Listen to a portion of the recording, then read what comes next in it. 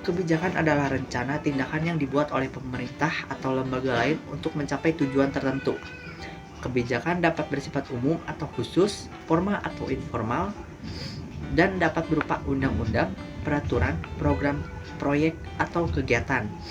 Kebijakan harus dibuat berdasarkan pertimbangan yang rasional, objektif, dan partisipatif, serta sesuai dengan kondisi dan kebutuhan masyarakat. Kebijakan publik dapat didefinisikan sebagai respon suatu sistem politik melalui kekuasaan pemerintah terhadap masalah-masalah masyarakat. Dengan kata lain, kebijakan publik adalah keputusan pemerintah untuk memecahkan masalah publik. Kata publik dapat berarti masyarakat, perusahaan, negara, atau sistem politik dan administrasi. Dalam perumusan kebijakan publik, Pancasila harus menjadi acuan utama yang menginspirasi dan mengarahkan isi, proses, dan hasil kebijakan. Implementasi Pancasila dalam perumusan kebijakan publik dapat dilakukan dalam berbagai bidang, seperti politik, ekonomi, sosial budaya, dan pertahanan keamanan. Pancasila adalah lima nilai fundamental yang diidealisasikan sebagai konsepsi tentang dasar falsafah negara, pandangan hidup, dan ideologi kenegaraan bangsa Indonesia. Selain itu, Pancasila mempunyai kedudukan dan fungsi sebagai berikut. Pancasila sebagai dasar negara Indonesia, Pancasila sebagai ideologi bangsa Indonesia, Pancasila sebagai pandangan hidup bangsa Indonesia, Pancasila sebagai dasar filsafat negara Indonesia, Pancasila sebagai jiwa dan kepribadian bangsa Indonesia, Pancasila sebagai sumber dari segala sumber hukum negara, Pancasila sebagai living ideologi, Pancasila sebagai working ideologi, dan yang terakhir ada Pancasila sebagai paradigma pembangunan. Selanjutnya, Pancasila mempunyai 3 nilai pokok, yakni nilai dasar, nilai instrumental, dan nilai praksis. Rahayu 2014 menegaskan selama bangsa Indonesia memiliki kehendak bersama untuk membangun bangsa di atas dasar filosofis nilai-nilai Pancasila, seharusnya segala kebijakan dalam negara, terutama dalam melakukan suatu pembaruan dalam negara dalam proses reformasi dewasa ini. Nilai-nilai Pancasila merupakan suatu pangkal tolak derivasi baik dalam bidang politik, sosial, ekonomi, hukum, serta kebijakan hubungan internasional dewasa ini. Ada implementasi Pancasila dalam perumusan kebijakan publik. Pancasila memiliki 3 nilai pokok, yakni nilai dasar atau nilai ideal, nilai instrumental, dan nilai praksis.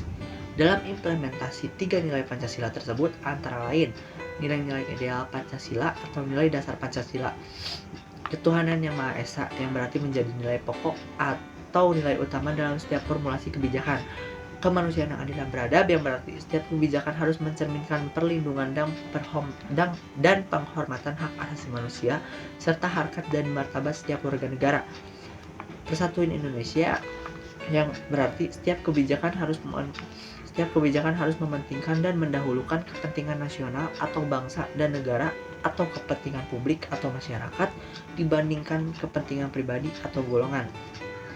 Kerakyatan yang dipimpin oleh hikmat kebijaksanaan dalam permusyawaratan perwakilan, yang berarti setiap kebijakan harus diformulasikan sesuai dengan prinsip-prinsip demokrasi, hikmah kebijaksanaan, dan yang terakhir ada keadilan sosial bagi seluruh rakyat Indonesia, yang berarti setiap kebijakan harus mencerminkan keadilan sosial bagi setiap warga negara dengan adanya jaminan persamaan hak dan kewajiban serta tidak diskriminatif, adanya jaminan atas pelayanan publik yang adil dan profesional. Kedua ada nilai instrumental Pancasila yang berarti peraturan perundang-undangan, dan yang ketiga ada nilai praksis. Dalam perumusan kebijakan, Pancasila harus menjadi acuan utama yang menginspirasi dan mengarahkan isi, proses, dan hasil kebijakan. Implementasi Pancasila dalam perumusan kebijakan dapat dilakukan dalam berbagai bidang seperti politik, ekonomi, sosial budaya, dan pertahanan keamanan. Implementasi Pancasila dalam bidang politik.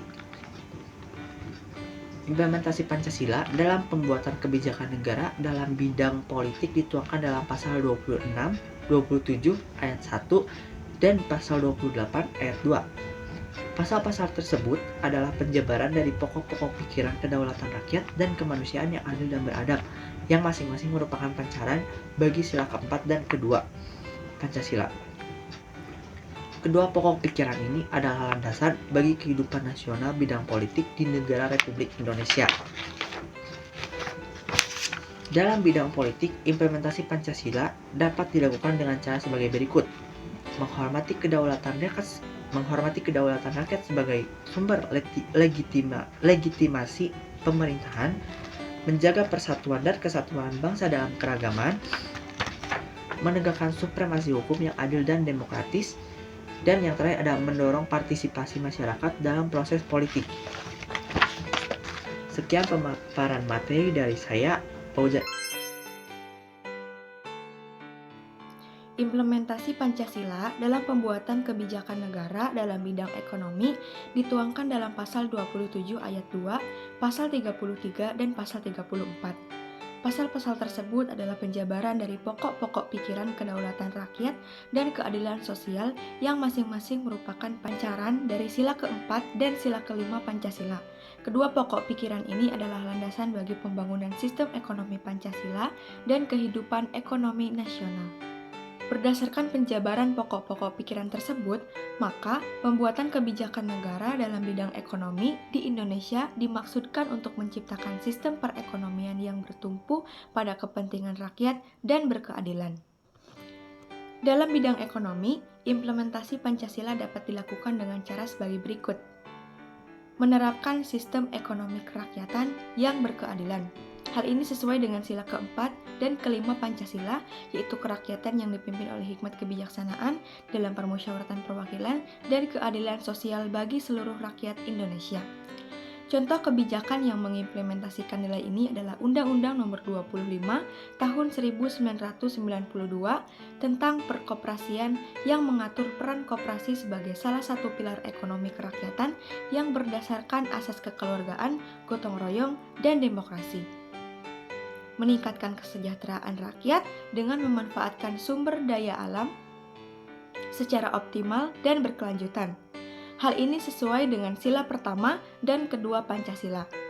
Contoh kebijakan yang mengimplementasikan nilai ini adalah Undang-Undang Nomor 32 Tahun 2009 tentang perlindungan dan pengelolaan lingkungan hidup yang mengatur pengelolaan sumber daya alam dengan prinsip pembangunan berkelanjutan, pemanfaatan berkeadilan, pelestarian fungsi lingkungan hidup, dan tanggung jawab sosial. Mendorong kemandirian ekonomi nasional dengan mengembangkan sektor-sektor strategis dan unggulan. Hal ini sesuai dengan sila ketiga dan kelima Pancasila.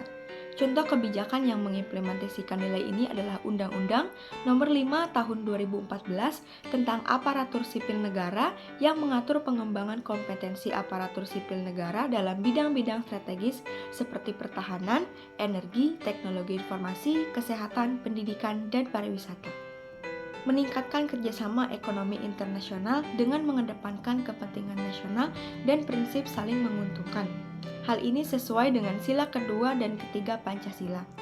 Contoh kebijakan yang mengimplementasikan nilai ini adalah Undang-Undang Nomor 7 Tahun 2014 tentang perdagangan yang mengatur hubungan perdagangan Indonesia dengan negara-negara lain berdasarkan prinsip saling menghormati, saling menguntungkan, saling membutuhkan, dan saling memperkuat.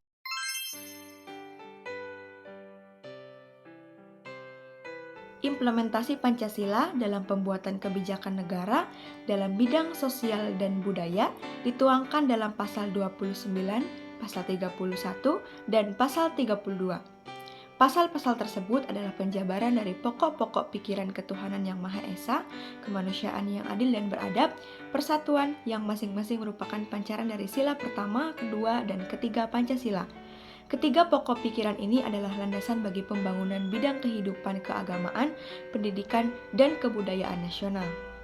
Berdasarkan penjabaran pokok-pokok pikiran tersebut, maka implementasi Pancasila dalam pembuatan kebijakan negara dalam bidang sosial budaya mengandung pengertian bahwa nilai-nilai yang tumbuh dan berkembang dalam masyarakat Indonesia harus diwujudkan dalam proses pembangunan masyarakat dan kebudayaan di Indonesia. Dengan demikian, Pancasila sebagai sumber nilai dapat menjadi arah bagi kebijakan negara dalam mengembangkan kehidupan sosial budaya Indonesia yang beradab sesuai dengan sila kedua, kemanusiaan yang adil dan beradab. Pengembangan sosial budaya harus dilakukan dengan mengangkat nilai-nilai yang dimiliki bangsa Indonesia, yaitu nilai-nilai Pancasila. Hal ini tidak dapat dilepaskan dari fungsi Pancasila sebagai sebuah sistem etika yang keseluruhan nilainya bersumber dari harkat dan martabat manusia sebagai makhluk yang beradab. Dalam bidang sosial budaya, implementasi Pancasila dapat dilakukan dengan cara sebagai berikut. 1. Menjaga dan melestarikan nilai-nilai luhur budaya bangsa. Hal ini sesuai dengan sila pertama dan kedua Pancasila. Contoh kebijakan yang mengimplementasikan nilai ini adalah Undang-Undang Nomor 5 Tahun 2017 tentang pemajuan kebudayaan yang mengatur perlindungan, pengembangan, pemanfaatan, dan pelestarian kebudayaan nasional sebagai warisan leluhur yang memiliki nilai strategis bagi identitas bangsa. 2. Mengembangkan potensi diri masyarakat melalui pendidikan yang berkualitas. Hal ini sesuai dengan sila kelima Pancasila, dan contoh kebijakan yang mengimplementasikan nilai ini adalah Undang-Undang Nomor 20 Tahun 2003 tentang Sistem Pendidikan Nasional yang mengatur penyelenggaraan pendidikan nasional yang bermutu, merata, dan berkeadilan bagi seluruh warga negara tanpa diskriminasi. Selanjutnya, meningkatkan kesehatan masyarakat melalui pelayanan kesehatan yang terjangkau dan bermutu. Hal ini sesuai dengan sila kelima Pancasila. Contoh kebijakan yang mengimplementasikan nilai ini adalah Undang-Undang Nomor 36 Tahun 2009 tentang kesehatan yang mengatur penyelenggaraan kesehatan nasional yang berorientasi pada pencegahan promotif, kuratif, dan rehabilitatif serta melibatkan partisipasi masyarakat dan pihak terkait. Selanjutnya, membangun toleransi dan kerukunan antar umat beragama dalam bingkai negara kesatuan Republik Indonesia. Hal ini sesuai dengan sila pertama dan ketiga Pancasila. Contoh kebijakan yang mengimplementasikan nilai ini adalah Undang-Undang Nomor 1 Tahun 2003 tentang pencegahan dan penanganan perusakan rumah ibadah yang mengatur perlindungan terhadap rumah ibadah dari tindakan perusakan, penghinaan, atau penodaan yang dilakukan oleh pihak-pihak yang tidak bertanggung jawab. Implementasi Pancasila dalam pembuatan kebijakan negara dalam bidang pertahanan dan keamanan dituangkan dalam pasal 27 ayat 3 dan pasal 30. Pasal-pasal tersebut merupakan penjabaran dari pokok pikiran persatuan yang merupakan pancaran dari sila pertama Pancasila. Pokok pikiran ini adalah landasan bagi pembangunan bidang pertahanan dan keamanan nasional. Dalam bidang pertahanan dan keamanan, implementasi Pancasila dapat dilakukan dengan cara sebagai berikut. 1. Membangun sistem pertahanan keamanan nasional yang tangguh dan profesional. Hal ini sesuai dengan sila ketiga dan kelima Pancasila. Kemudian contoh kebijakan yang mengimplementasikan nilai ini adalah Undang-Undang Nomor 3 Tahun 2000 tentang Pertahanan Negara yang mengatur penyelenggaraan pertahanan negara yang melibatkan seluruh komponen bangsa dalam sistem pertahanan semesta. Selanjutnya, meningkatkan kemampuan deteksi dan antisipasi terhadap ancaman non-tradisional seperti terorisme, radikalisme, narkoba, siber, dan bencana alam. Hal ini sesuai dengan sila kedua dan kelima Pancasila. Contoh kebijakan yang mengimplementasikan nilai ini adalah Undang-Undang Nomor 15 Tahun 2000 tentang pemberantasan tindak pidana terorisme yang mengatur upaya pencegahan, penindakan, penanganan korban, dan kerjasama internasional dalam menangani tindak pidana terorisme. Membina hubungan baik dengan negara-negara tetangga dan mitra strategis dalam rangka menjaga perdamaian regional dan global. Hal ini sesuai dengan sila kedua dan ketiga Pancasila. Contoh kebijakan yang mengimplementasikan nilai ini adalah Undang-Undang Nomor 37 Tahun 1999 tentang hubungan luar negeri yang mengatur hubungan luar negeri Indonesia dengan negara-negara lain berdasarkan prinsip bebas aktif, saling menghormati, saling menguntungkan, saling membutuhkan, dan saling memperkuat.